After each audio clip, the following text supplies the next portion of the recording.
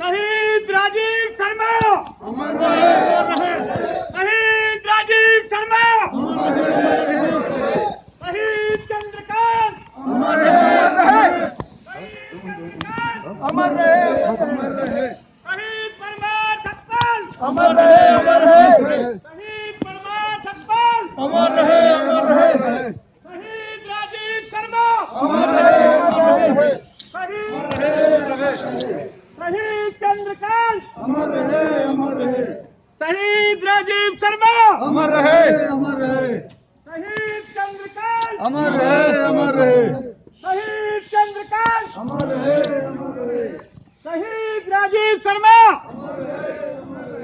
शहीद सतपाल परमार शहीद सतपाल परमार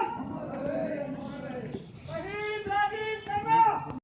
लॉकडाउन जो कोरोना वायरस से लड़ने के लिए एनफोर्स करने के लिए तैनात है, तो सोपोर में भी लॉकडाउन को एनफोर्स करने के लिए ये लोग तैनात थे और उसी में ये जो अटैक हुआ है।